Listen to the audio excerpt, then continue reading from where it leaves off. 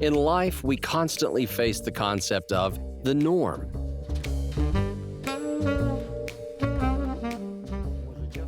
We often hear the terms normal body, normal pulse, and blood pressure, normal cholesterol level. Norms are something that regulate our behavior when we communicate with other people. It's just normal.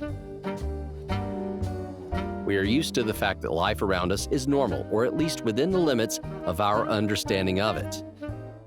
But is it normal to see what others don't see, to be able to do what no one else can? Unusual abilities always arouse interest, envy, or fear in society, and people who possess them really stand out in a crowd, to put it mildly. We often attribute abnormality to people who have something we don't understand. We usually have a subjective norm for this. Just look at this common expression. I just can't wrap my head around this idea. So if I can't understand it, therefore it must be abnormal. I have some friends who can neither see nor hear. How do they navigate in the world? By touch. That's all. And the most gifted of them entered Moscow University, and they graduated from the psychology department. I met with one of them yesterday. He gave a presentation. He became a doctor and a PhD in psychology. He works as a professor, and yesterday gave a lecture. He's blind. He can neither see nor hear. What do you think? Who is he? Is that normal? Of course it isn't. But in some respects, for instance, in his intelligence, he's better than most people.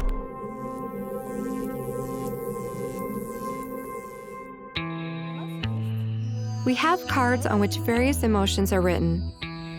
I'll show them to you now. Fear. Perhaps you've heard of the phenomenon when objects and their signs are perceived by a person without the help of the senses. Now we'll try to demonstrate it. Anger and calm. Alexander, please mix up the cards and ask Natalia to determine where each emotion is. Natalia, our subject, has to guess which card I created with the inscription anger and unmistakably find it among the others without opening the envelope.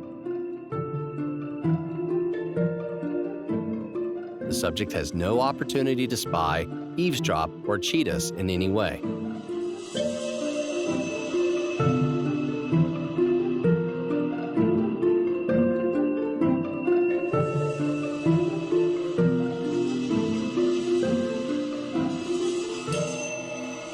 Here is anger, I think. So, this card, this envelope. According to my emotions. Yes. There must be anger. You have those emotions. Yeah. Let's look inside. Anger is here too. Fear. They are very similar. And there's fear. Okay. They are somehow similar. Well, we've got anger. Natalia found the right card only on her second try. In my opinion, this does not mean much. There are only 4 envelopes. She is probably lucky. Let's try to give our subject another task. Under opaque plastic cups, we place the figures of a tiger, an elephant, and a zebra.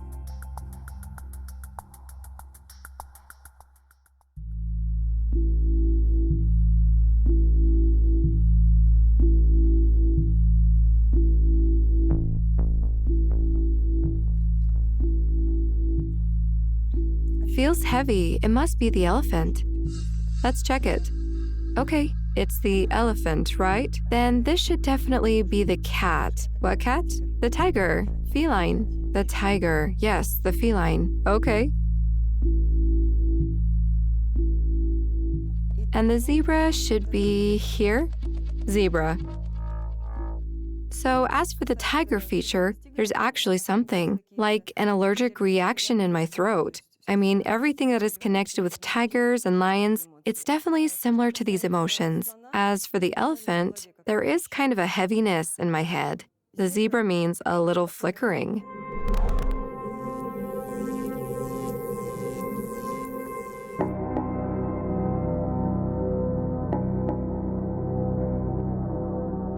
Well, now Vladimir will try to find among all the images hidden from his eyes with a thick sheet of cardboard, the image that I picked out.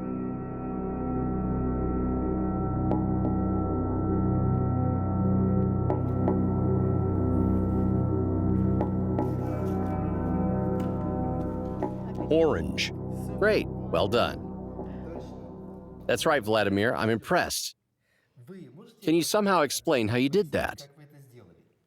A certain sign comes to me in the form of excitement in the solar plexus area. This sign shows me that I'm holding the picture I'm looking for. Olga, Vladimir told us about his feelings, but is there any explanation closer to a scientific one with theories, hypotheses? I believe that the whole world has multiple dimensions. I mean, the world is not three-dimensional, but our consciousness is three-dimensional. The brain gives us a picture that is always three-dimensional. We have height, width, length. The information in the universe is recorded in the form of a hologram. Imagine we write orange and draw it in the form of a hologram, and imagine that the picture is made of glass. Okay, and if we drop it, it will break into many pieces. So if it's a hologram, on each piece we will have 3 oranges with the inscription orange. So we need only one piece of the picture. Yes. To recreate the whole picture? Yes, so our brain already has the information. There have been many stories of such demonstrations, and some people are satisfied with this explanation, but not scientists who rely solely on facts verified with the help of experiments. So far, even the phenomenon's very existence has not been scientifically confirmed. But it's a different matter when the barriers to knowledge were put in place not by the laws of nature, but by people.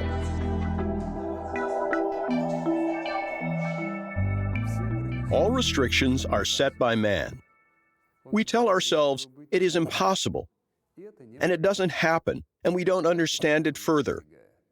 When Albert Einstein was asked how he managed to become great and famous, he said the following phrase, "The usual way. All of humanity knows that something is impossible. But then an ignorant man appears who doesn't know that it is impossible. He starts his research, and it turns out that it is possible."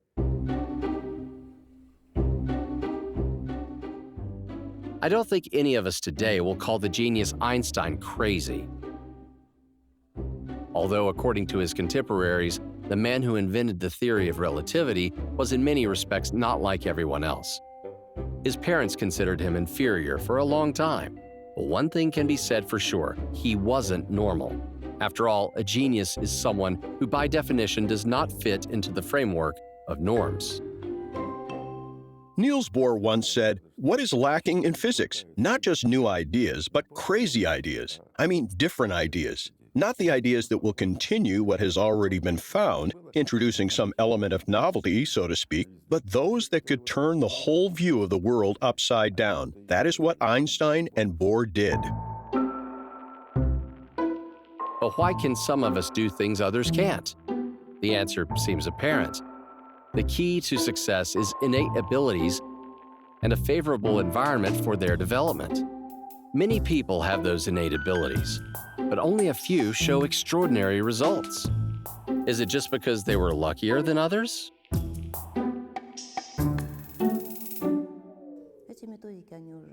These methods have been used since the 1980s in medical practice, and they are very successful. Even now we use them. And I assure you that a man has enough strength, internal abilities, and opportunities which he does not even know anything about. We worked a lot with the athletes that participated in the Olympic Games of 1980, and almost everyone we worked with became prize winners. Most of them won gold. In 2008, I worked with a fencer who actually wasn't planning to compete in the Olympics. However, she became a gold medalist at the Beijing Olympics. She won a gold medal.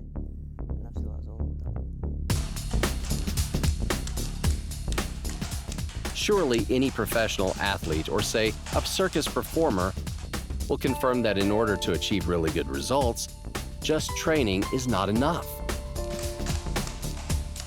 Mental conditioning is no less important. It improves will, concentration, determination. And one needs something that cannot be put into words.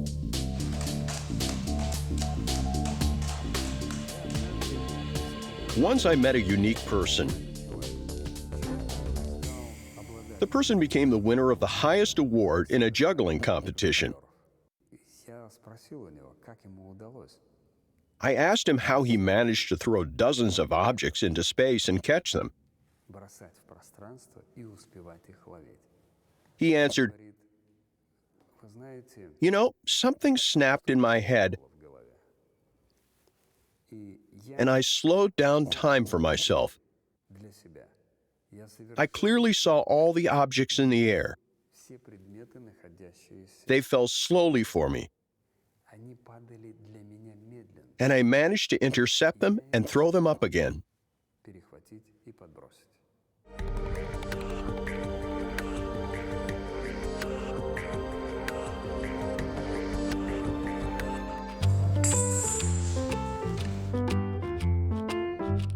It's not hard to improve your reaction time. You can see that for yourself. A simple experiment. The subject needs to catch the ruler and let the scale on it be a measure of the reaction time. 29, 24, 22. It seems quite easy. With each shot, the reaction time becomes faster. It's just regular training, no more. But is it possible to increase this number, not gradually time after time, but instantly and by a lot? Yes, it is possible. Moreover, this ability is incorporated in each of us. It turns out that we can all anticipate a situation in a fraction of a second to model its development and calculate our options.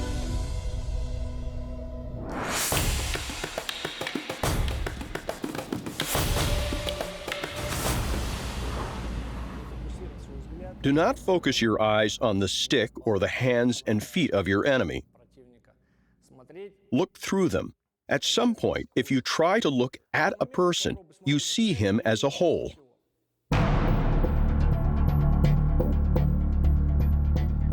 In terms of the stance, it can be compared to the readiness to drive a car. You are looking straight ahead. That's where you need to focus. But out of the corner of your eyes, you can see the left, right, and back mirrors.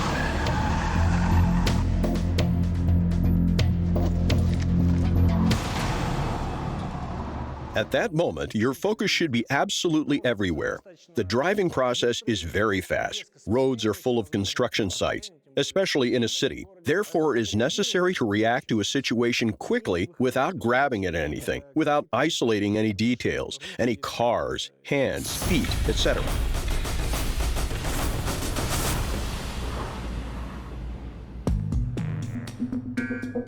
We can choose the desired pace when crossing a street, for example. We see approaching cars, measure the distance instantly, their speed, and understand how fast we must cross the street in order to avoid being run over. But it seems absolutely impossible to stop or even to slow down the course of time the way the juggler does. But it is possible.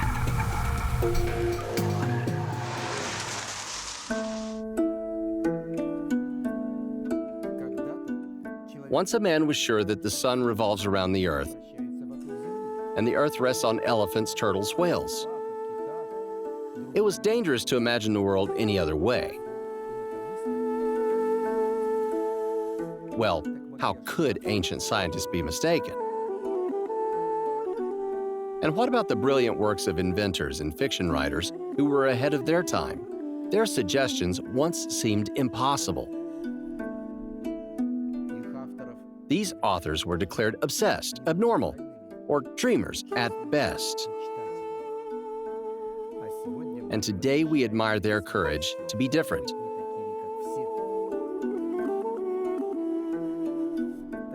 So what is the deciding factor of what is normal and what is not? A table might be perceived as a wooden object with delineated edges and a solid texture, and our brain already has a vision of what it is about, what it is for, and how we can use it. If the act of perception leads to the same or roughly the same result for most of the biological organisms living in the world, then probably there is a conditionally accepted norm. That is the most common variant of perception.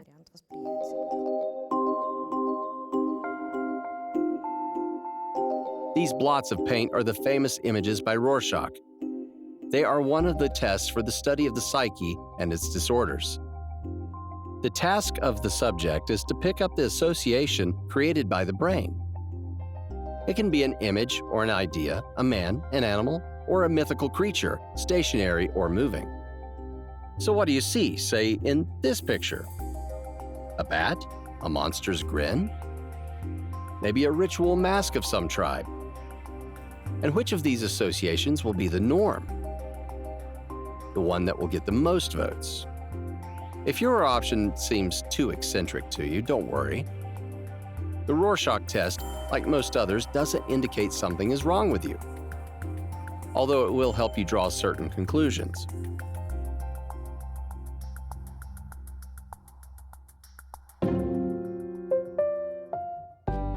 But back to how we perceive the surrounding reality and where the line is between norm and deviation. A regular sheet of blue paper.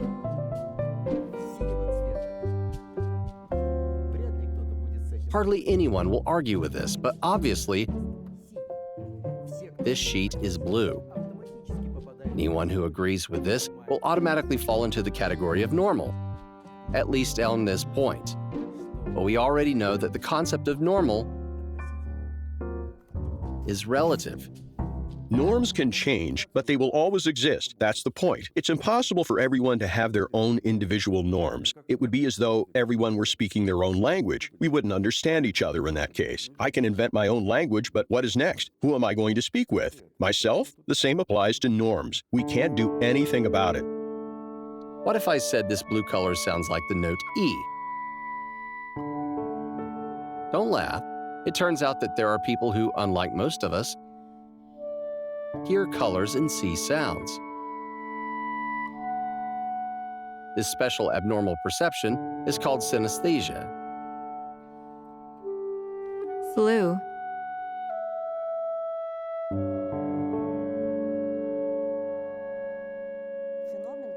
It's a phenomenon that reflects the perception, not of a single elementary property, but connects several properties.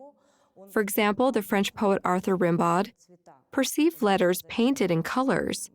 He could say that the letter A is black, the letter E is white, another letter is blue. That is, his perception was formed like that. It is particular to creative people. It is, in fact, a reflection of their non-trivial view of life. Creativity, a thirst for search, and curiosity often give rise to the desire to do something extraordinary. Such people find it difficult to stay within the norm.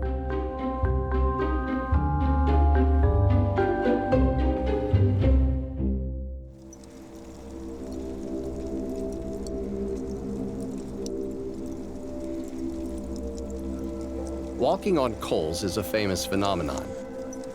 Every time we hear about it, we imagine a yoga master, or at least a person specially trained for it. Well, in fact, how can an ordinary person walk on hot coals and remain completely unharmed?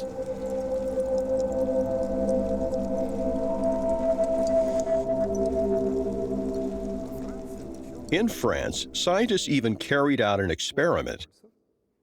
They tested the thin sections of toughened tissue on volunteers' heels with the idea that maybe this tissue doesn't burn. Maybe that's why a person can walk on hot coals, because their tissue doesn't burn. But they put that tissue on coals, and it burned down. I've walked on burning coals more than 200 times. I do it from time to time, and I do it consciously, because this is a very unique, very interesting procedure.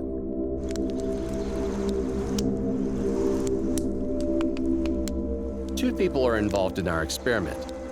One has already repeatedly walked on hot coals, and the second is an absolute beginner without any preparation. We are quite sure that the first participant will be just fine. As for the second, we wish him the best of luck. Okay, don't rush. Lightly touch the coals with your feet. Yes, they burn a little. Careful, okay? A According to an experienced instructor, you need to believe that walking on coals is possible in order to do it. But to overcome the fear of pain is not so easy, whatever you are told. So go. Faster. Truth be told, just believing isn't enough here.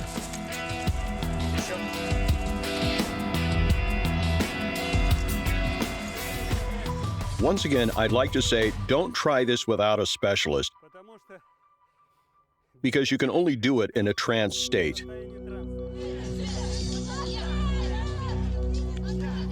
Whether it is a trance or self-hypnosis or just a skillful application of the laws of physics, it doesn't really matter. The main and most surprising thing is that it works. What seems dangerous and impossible for many people is quite real for a few.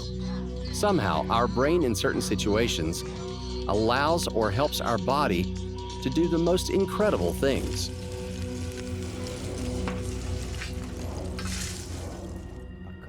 It turns out that everyone can walk on coals.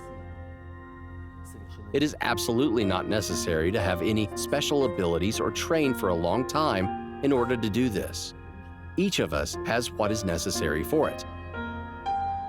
But will it be just as easy for us to walk on air or on water? Alas, our brain only controls the world within us. The world outside and the laws of nature are beyond its control.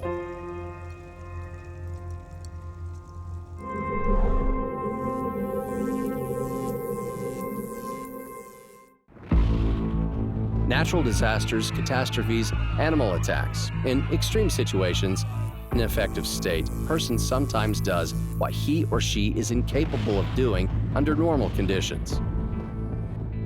Why does that happen? Each of us has something that resembles a speed limit. You can drive faster, but it's dangerous and unsafe. But sometimes, at a critical moment, what limits a person turns off. And they do the impossible, because it will help them survive. In an extreme situation, the world no longer exists around us. We act unconsciously. What does that mean? It means that consciousness always acts as a kind of censor, as a corrector. When the world around someone stops and he or she uses their unconscious, natural, genetically inherited abilities, he or she has the opportunity to do a lot. It is in this type of situation that the control of consciousness is turned off.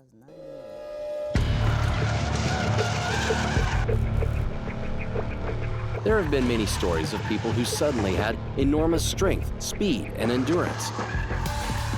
As a rule, this happens only in incredibly extreme and stressful situations and for a very short time. When the danger is past, consciousness reactivates its control. And that's okay. But sometimes consciousness plays evil jokes on us, which in some cases even lead to pathology.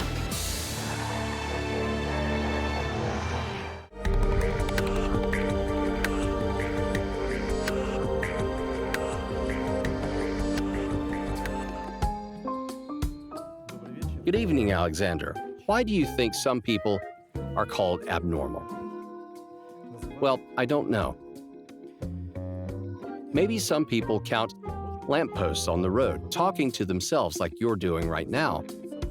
After all, sometimes it happens that there are several personalities living in one person, like a Russian doll.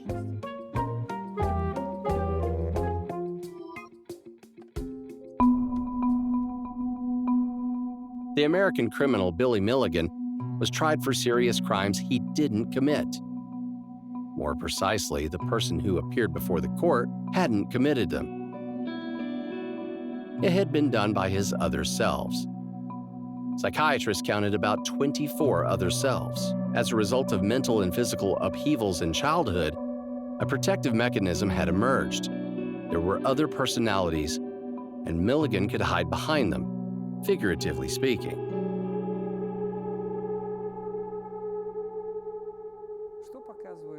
What does the psychological analysis of such people show?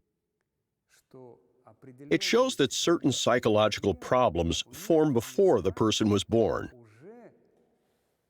When the mother was worried or anxious, when the mother had to endure fear or horror, it became part of her child.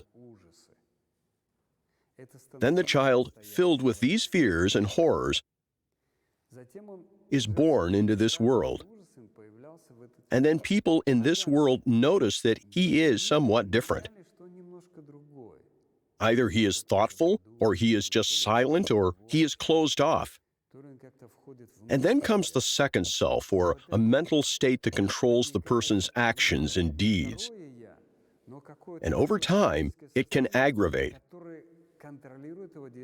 After all, the person experiences stress, shock, agitation, and unrest more and more often, and it increases. And more than one personality can develop in this person over time. Surprisingly, each of them can have their own skills and abilities. They can play musical instruments, know martial arts techniques, speak several foreign languages, but the person has never been trained in these skills. There are a lot of hypotheses why this happens. However, science remains categorical on the matter. I think it happens because we have certain associations in our subconscious, spontaneously. When we make an unexpected decision to do something, I think it is still the work of our subconscious with the information that is already there. Someone can be good at learning foreign languages and that person starts speaking another language fluently shortly after he started learning it. But that doesn't mean that he was born with it. Most likely, his subconscious or his neural structure was already predisposed to it, and a small amount of information that's been added is easily absorbed, and indeed, the person learns the language faster and can speak it better. But I don't think that anyone, including myself, can start speaking Hindi for no reason at all, because I haven't studied it and there's no way that I can just start speaking it. But a pathologically ill psyche is not required in order to have extraordinary abilities. Kazi mahan zi on kuntuizen poka minekat zitamaya. Kazin han zin kapitalizen poika. How difficult. Sounds like a tongue twister. These letters and syllables seem impossible to pronounce. I doubt I could ever learn this language. Minikan zi si. Listen purul using ya untim impar. But there are people who can learn and easily speak more than 2 or 3 foreign languages. They can speak 5, 10, or even more, and without needing to. To them, it doesn't matter what language they learn, Finnish, Arabic, or Japanese, they are all easy.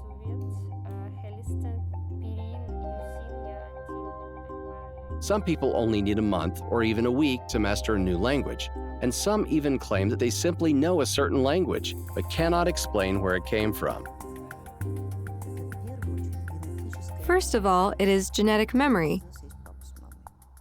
We all have a mother and a father. They also have parents, and their grandparents also have parents.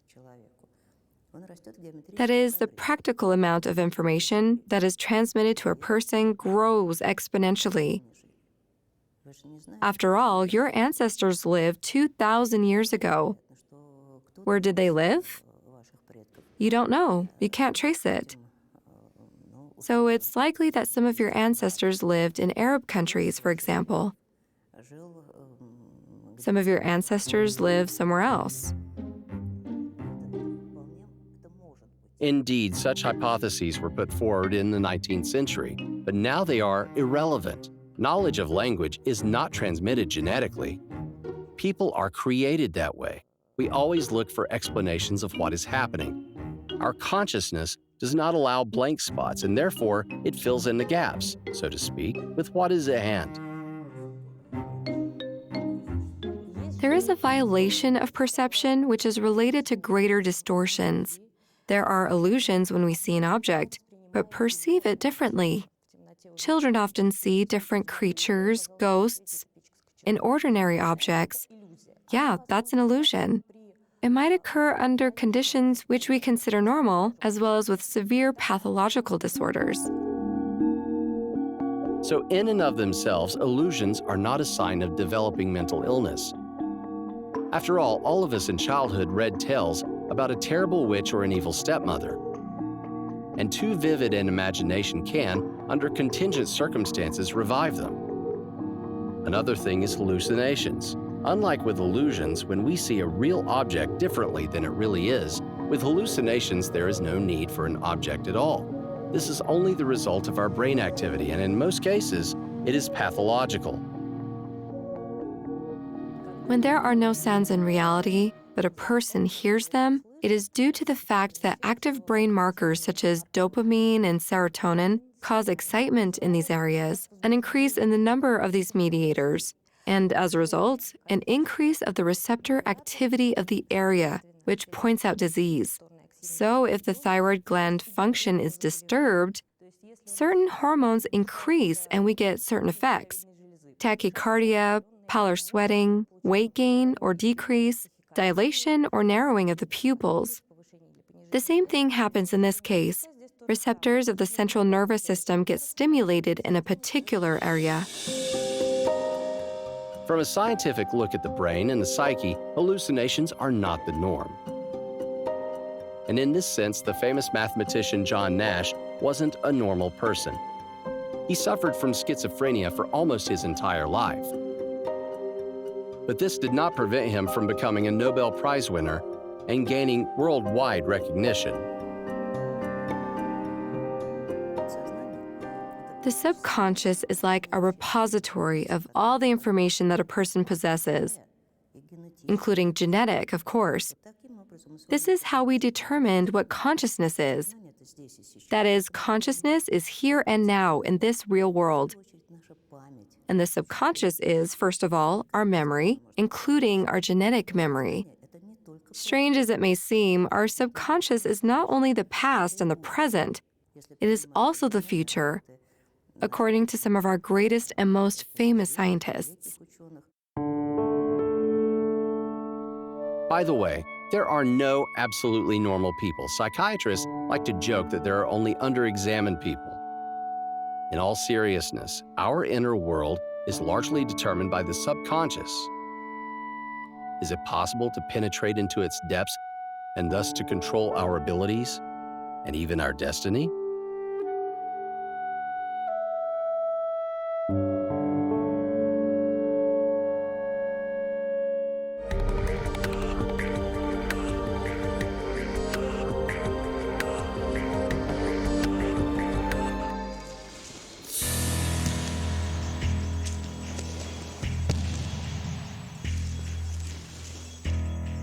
A no-contact fight. It sounds like a fantasy. Is it possible to win a fight without ever entering into direct contact with the opponent? From the sidelines, it looks like a well-prepared performance. But why do some researchers believe that this is, in fact, a martial art and has existed for a long time? The art of contactless combat was revived by a famous Russian saint. In olden times, it was called Slavic salvation fighting. What is Slavic salvation fighting? This was a way of life for our great ancestors. It is a way of life indeed. How to build a house, how to bring up children, how to educate them. It also includes a way to train the military. When Dmitry Donskoy, a prince of Moscow in the 14th century, received a blessing from the saint, the latter gave him 400 men for his ambush regiment. And the outcome of the war that Donskoy fought was decided by the ambush regiment. Teacher and pupil practice techniques many times. They literally feel each other at a distance.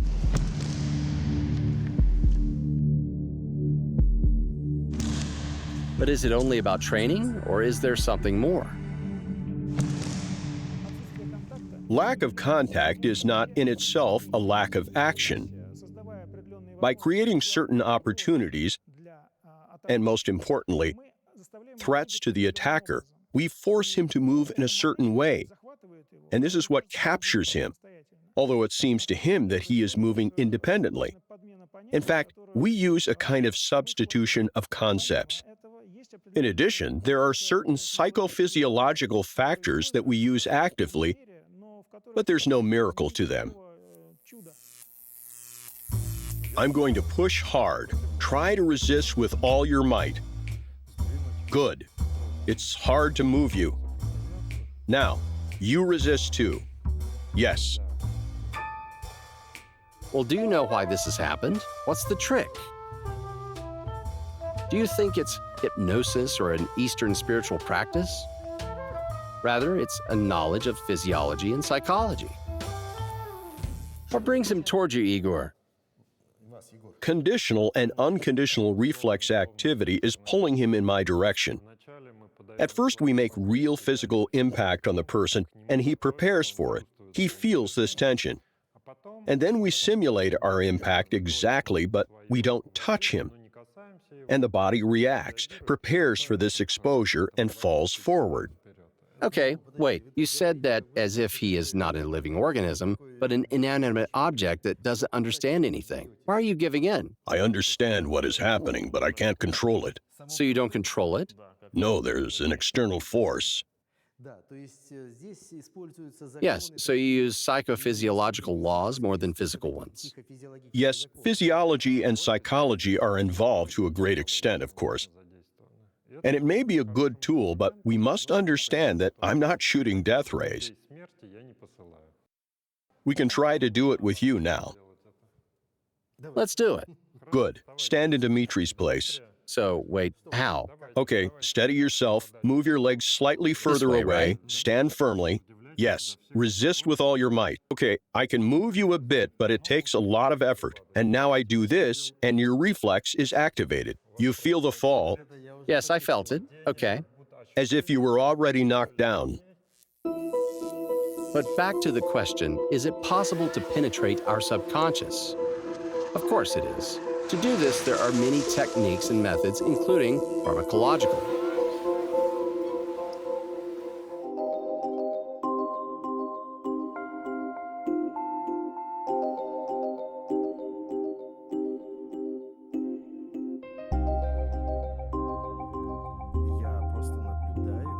I'm just watching the changing numbers and pictures on the screen.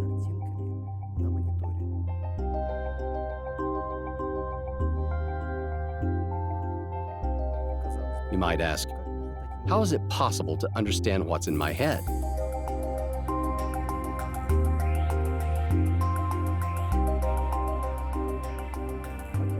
It turns out that the brain's reactions to these pictures can reveal a lot about what is hidden in my subconscious.